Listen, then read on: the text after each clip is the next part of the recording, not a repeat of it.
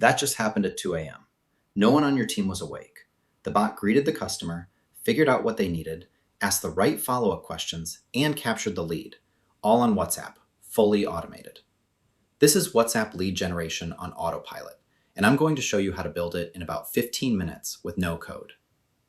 WhatsApp is where your customers already are. Most businesses either ignore it completely or have someone manually replying all day. This fixes both of those problems. We're going to build a bot that greets every customer instantly, lets them pick what they're interested in, uses AI to ask intelligent follow-up questions based on their selection, captures their contact details, and hands the lead to your team, all while you're doing literally anything else. I'll also show you how to train the bot on your actual website content so it answers real questions accurately, not just the ones you scripted. First, head to chatling.ai. The link is in the description, and create a free account. The free plan gives you 2 chatbots and a knowledge base, which is enough to follow along with everything in this video. Once you're in, you'll land on your chatbot dashboard. Click New to get started. You'll be asked whether you want to build an AI agent or an AI chatbot. Here's the difference. The AI agent is autonomous and makes decisions on the fly without a fixed flow. The AI chatbot is flow-based, meaning you design the path, control exactly what happens at each step, and get richer UI elements like buttons, menus, and input fields. For a lead generation flow where we want to guide the customer through specific steps, the AI chatbot is the right pick. Select that, then pick WhatsApp and start from scratch, and name your chatbot. When you select Create a new chatbot, you'll be presented with a blank slate. This is the builder. Everything flows from left to right. I'm going to show you the finished product and walk you through it first to give you an overview. Then I'll show you how to build each node. The start node is your entry point.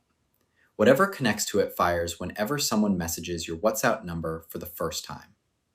Looking at the building blocks available on the left, you have capture response, which gathers input from the user. There's send message, where you can send text, images, audio, contacts, or a URL button. Next is the AI response node, which lets you interact with the user directly using an intelligent, free-form AI. You can also include variables and specific actions, such as human handoff, sending an email, or setting a variable.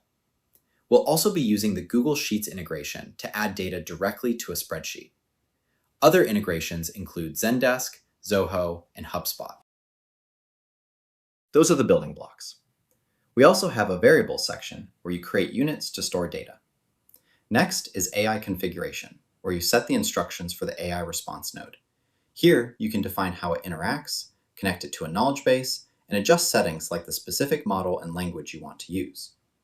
That covers the left sidebar. Now, let me show you the finished workflow before we build it. The process starts here. The bot sends an image and greeting text, then presents the user with buttons. Since I sell AI templates in my online store, I ask, let's explore how we can help you. Please select from the options below. The user can then choose AI templates, support, or custom consulting. Whatever they select is fed into the AI response node. That node acknowledges their selection and responds with a couple of questions to better understand their requirements. The AI generates those questions based on the previous input, and then we capture the user's answers. Next, the bot says, I'm going to forward this to my team. Please enter your details. We capture the user's email and connect it directly to a Google Sheets lead generation template to store the information. From there, we connect to the knowledge base to handle specific queries, such as a refund policy. The bot asks for the user's question, captures the text, and queries the knowledge base for the answer. That is the general workflow. Now, let me show you how to place each of these elements onto the canvas. So I'm going to build this first node. I'll start by going here and creating an image node. Go ahead and select that. Next, I'm going to upload the welcome image logo. Once that's uploaded, I'll add the text. I'll just copy the text from the previous node and paste it here. Now I'm going to build a text node. This node will send a message, so I'll select this text. Let's explore how we can help you. Please select an option. This is going to be a set of buttons, so I'll go in here and select Buttons. Now we'll add the buttons. I'll say, please select from the following, and then I'll create buttons for AI templates, support, and customization or consulting. I'm going to store the selection under a variable I created called choice. Then I'll connect this node here. Now I'll connect the next node, which is an AI response node. Let's look at what this does.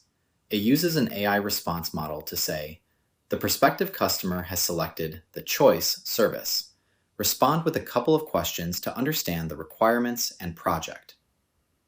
The instructions for the AI are, you are a lead generation agent for a digital marketing agency communicating with a prospective customer.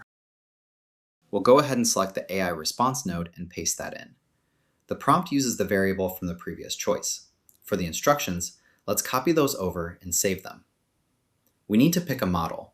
GPT-4o Mini is actually pretty good, so we'll use that. To capture the response, we'll go here, select text, and store that in the variable. We'll label it user question and connect all three nodes like this.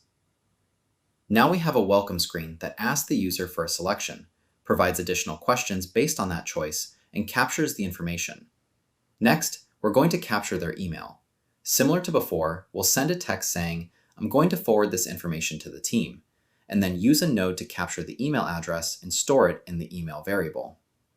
Next, I'm going to take that information and pass it into Google Sheets.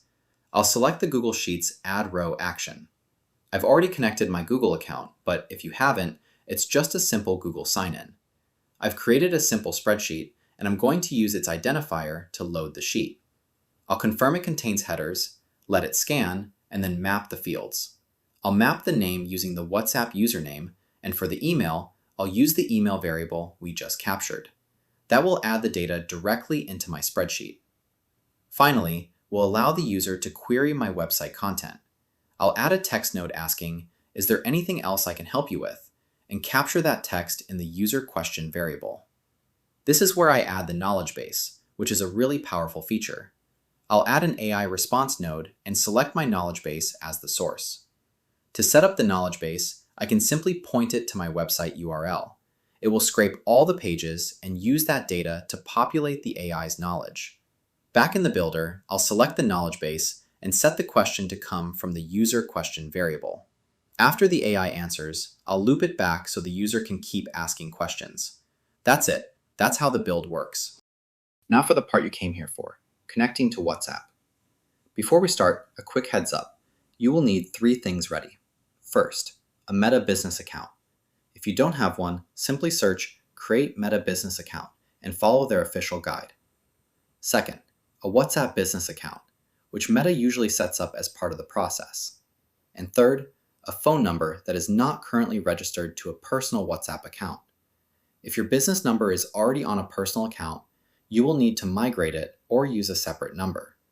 In your Chatling dashboard, once you select WhatsApp Chatbot and name your chatbot, it will take you into a screen that initiates the connection.